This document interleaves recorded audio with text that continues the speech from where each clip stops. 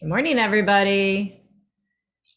Today is Tuesday, and I am so excited to get into what we have to talk about today. When we think about our brain health and our ability to think and to process and remember things, we don't always remember that a lot of that, the resources that our brain uses to do that really begins in our gut. Okay, the ingredients that it needs, formulating those ingredients. It begins and ends. Well, it doesn't end there, but it begins there in the gut. Hey, Leslie. Hi. I love when you guys tell me that you're here.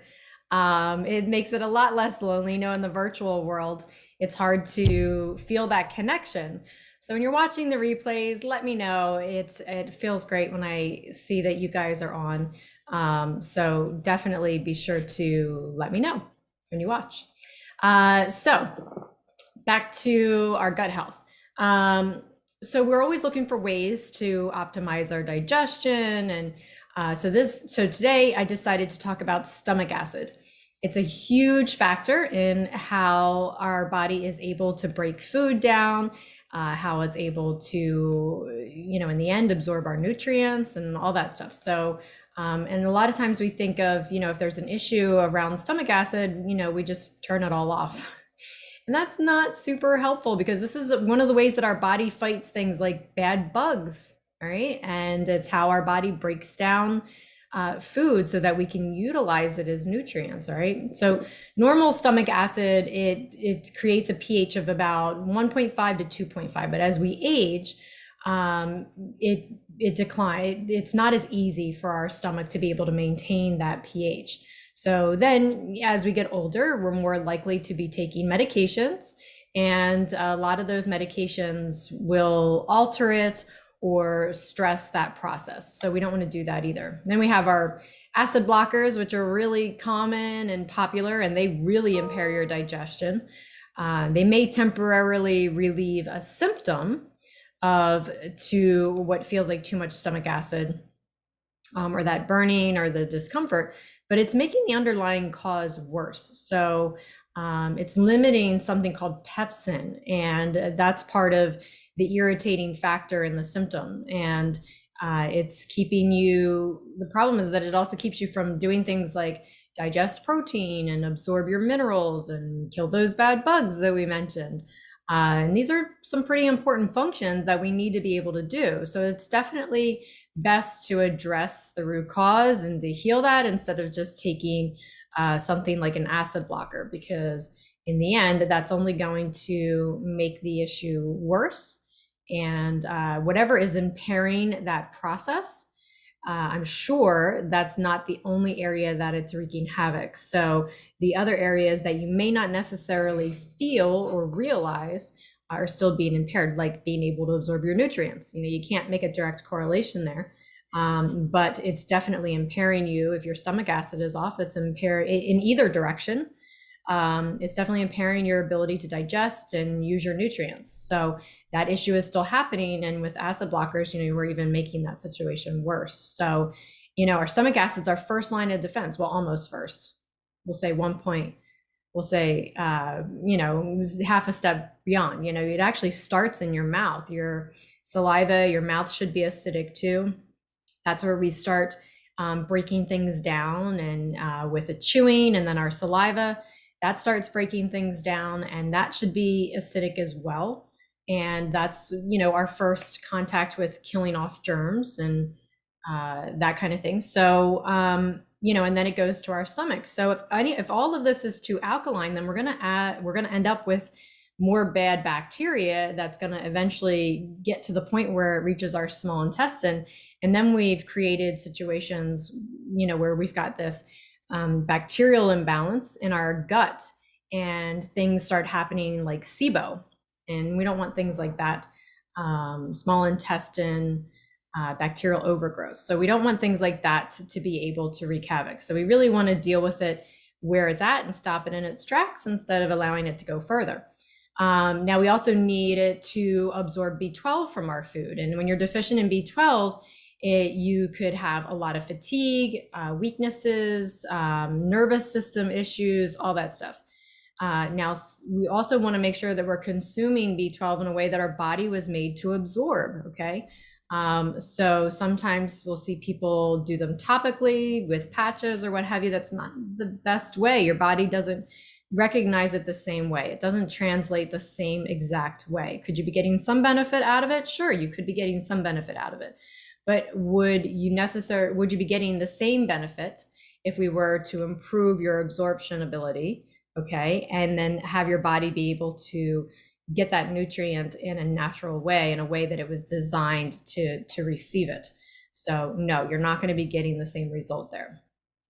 Then we also have other issues when we take things like omeprazole, which is one of those acid blockers. It crosses the blood-brain barrier directly and it can affect the brain. So I think you get the point. Healing the root cause instead of taking the meds definitely goes a long way. You like the sweatshirt? I know, right? Took forever, but finally got it. And it's the jogger pants too. It's really super comfy. So anyway, sorry, Leslie's distracted. I gotta stop looking at the comments over there. What are some ways that we can identify if maybe our stomach acid is impaired in some way? So I'm going to share this image that I have for you. And here we go. So I'm just going to share that so that you guys can see it. So there's some symptoms that can be associated with impaired stomach acid, and then actual diseases, because eventually it will translate into what the medical community calls a disease. So could be anything from bloating, belching, burning, flatulence immediately after meals, a abnormal sense of fullness. Obviously we should have a sense of fullness after we eat, but this is, an abnormal sense of fullness after you eat. It could look like indigestion, diarrhea, constipation. It could look like food allergies, guys. A lot of times we think that, oh, well, we have a food allergy. We don't realize how much power we have in healing that, okay? So that our body isn't as sensitive to these things. Because remember, when you start developing things like leaky gut and all that, it creates these sensitivities. Your body is on super alert. And then things that we should be able to absorb as nutrients now start to present as an allergy or a sensitivity. So we've seen many, many, many people over the years no longer have sensitivities or allergies. I even had one woman, she had to carry an EpiPen with her for eggs and no longer had to do that. And that was her entire life. So that was something that she didn't even think to mention because it was just something that she didn't think she could ever heal. But it's a big deal. So it could look like food allergies. Nausea after taking supplements. This is something, sometimes people find they're sensitive to their supplementation. Well, this could be why. Itching around the rectum, weak peeling and cracked fingernails, acne, iron deficiency, intestinal parasites or abnormal flora. This is that gut microbiome that we were talking about, the balance between the good bugs and the bad bugs, all right? Undigested food in your stool, chronic candida infections, upper digestive tract gasiness. And then on the disease scale, I'll just pick a few. We've got asthma, celiac diabetes, eczema, gallbladder, rheumatoid arthritis, psoriasis, rosacea, vitiligo, all kinds of things here you can see on the list, things that you would never ever consider as being connected in some way to your stomach acid. So it's really important to keep those things in mind. Remember, there was a saying when I was doing one of my trainings, anything can cause anything, because our body is all so interconnected that it's like, well, could this really cause this? Yes, it absolutely could. So things that impair our stomach acid. So this is where you want to pay attention, because these are the lifestyle habits that factor into impairing our digestion. I'm the gassy one right after meals. All right, Les. Well, you're probably not chewing your food very well, and you're probably doing a lot of yapping, talking while you're eating instead of chewing. I tease Leslie all the time. I know her very well. She's a good friend. It's all in good fun, guys. But yes, so these are some of the things that you don't want to do or you want to try to reduce as much as possible if you find you do have to do them. So one of them is drinking water during your meals, especially ice cold water. The first thing when you sit down at a restaurant, they give you a glass of ice cold water and people start sipping on it. Shuts down your digestion, guys. So even if it's not ice cold water, it still dilutes your digestive juices, okay? And it can contribute to alkalizing the stomach area, and that's not what we really want at that time, okay? So if you're feeling super thirsty while you're eating, that can be a sign that you are dehydrated. So two things: either you're not chewing your food efficiently and you're eating too fast, so that can be create a thirst because you're not allowing the body to work it in all of the saliva. Okay, when you stop and you chew your food, then it has the time. Yes, I'm eating like it's going to be taken away in 5 seconds. Okay, well, there we go. I guessed right.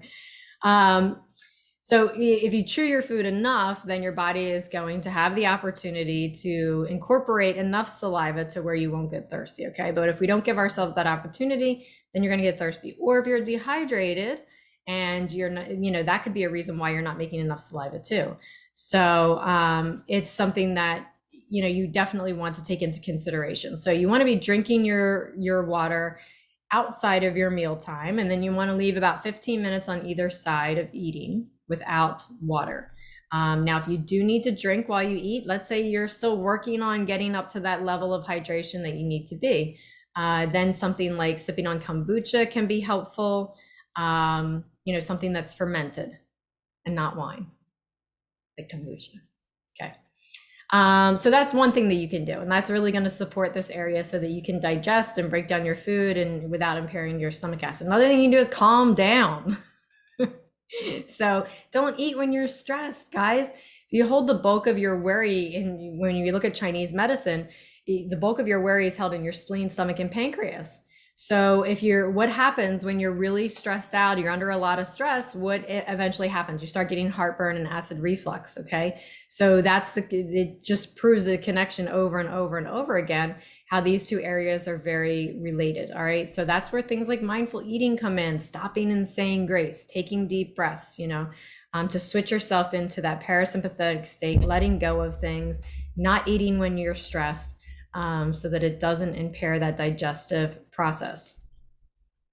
So, and that's another reason why eating while you're working can be, really harmful too, because a lot of times, you're watching the emails accumulate and accumulate, you're sitting there and you're trying to eat and you're really stressed out. So, it's not good. These are two things that should not be done together. So keep that in mind. So some mindfulness things, say grace, take deep breaths. There's breath work cycles you can do, 4-second inhales, hold for 4 seconds, 4-second exhales, and, repeat that a few times. It takes a few seconds, right? So that's something that you can do. I talked to one girl, she said she has a smile file. I thought this was the coolest thing. She has a smile file. So it's like, a folder that she keeps. And when she needs to smile, she opens up the folder. And it has pictures, reminders, whatever it is, things that would make you smile. So maybe making a smile file would be helpful, and keeping it wherever you eat. And then keep a notepad there. Okay. So you can jot down things that you're grateful for, keep it at the middle of the table maybe, and, pass it around, because you can't, be in love and gratitude at the same time that you're in fear and stress. So, that can help your body shift over too. So keeping a notepad right there. So, it could be things like, if you jotting down things you're grateful for. And when I say things you're grateful for, don't just pick things that you're supposed to say, like my kids or my husband or whatever. Really stop and take just a second, and feel that, okay? It could be something like, hey, I'm showing up for myself right now.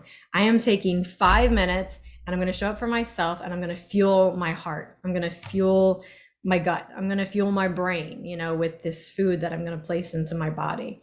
I'm accepting responsibility for nurturing, this vessel that I've been given to walk this earth in. So, grace, that's taking that moment. So, for breathwork, we talked about the inhales, and put a hand on your belly and a hand on your chest. Okay. And you can do 3 rounds of belly breathing, where you're breathing into your belly, where your belly expands as opposed to your chest expanding. Okay. The other thing that you can do is to not eat within 3 hours of bedtime. That's a big one. It can be very difficult for some people to get out of that because it's so habitual, right? But once you do get into the habit of doing that, you're going to notice the difference that it makes. And since we've got Leslie on the line, I know Leslie has experienced that too. Leslie fought doing that. But now that she does it, she loves it, and it's one of the things that she doesn't compromise on. And then your food choices, right? So the food that we eat can determine, how easy something is to digest or to not digest. So if it's a meal that's, 500 carbohydrates, which easily can happen in some of these situations, that's going to be or really poor quality protein. I'll never forget, I went out to work Christmas dinner one time, and the steak that somebody ordered, it was like this big, and it was like this big, and it wasn't grass-fed, grass-finished, and it was the conventional beef, and and they ate almost the entire thing. Like, that's a lot, and it was 8 o'clock at night. So where's that going? So these are the things that, our food choices. We can make food choices that make this a much easier job, or food choices that make this a much more complicated job. Yes, the 3 hours are a miracle. I did a kicking and screaming, but it so helps. Yes, you did, girlfriend. But we got through it. And there's supplementation. So there are supplements out there as well that come in handy, especially in the beginning, while you're learning, the better food choices to make, or you're learning how to incorporate these lifestyle things that improve this. But you really want to be careful with the supplementation, because if you have any type of ulcer situation going on or happening, then it can make that situation worse. So you really want to do it with some direction and some guidance from a professional. And even just taking digestive enzymes can be tricky if you have leaky gut, or if you're still eating things like gluten and sugar. This can be a factor too. So it is best to work with someone that can safely guide you through your specific situation. That can be important. So we're still doing the book club. You're a badass. So, and that's Thursday night. It's not too late to join if anybody would like to check it out. We also have our 10-day detox running. There's information on that in the link if you're interested in doing that. It's just a quick 10-day detox. And, our Reset to Thrive program is awesome. Whether you're trying to lose weight or you're not trying to lose weight, we customize this based on your goals. So for some people that do want to lose weight, it can be a huge help. Because you'll drop the weight easily. Real food, no shakes, nothing that you have to buy like that. And the program's great because we equip you in a way that once you have it, you can apply it as many times as we need to, in all different ways that we need to apply it as your goals and your needs change. Okay, so it can be really powerful there too. So, and if you're not trying to lose weight, if you want to maintain a specific level of health or get to a specific place, it can also be really helpful there. Leslie experienced that too with the Reset to Thrive. It really, really helps. So that piece is a very nutrition focused. It's all real food, and it could be a big help with getting your health to that next step. So if you feel like you want some guidance in the lifestyle area, if you want some guidance in how to eat, what to eat, all that kind of stuff, we can definitely support you there too. You can always reach out and message me if you have any questions. So you can go on my website too and schedule a free 15-minute call if that would be easier, but feel free to message me here as well if that's easier. So we'll be back on at 11:30 a.m. tomorrow. I'll see you guys then.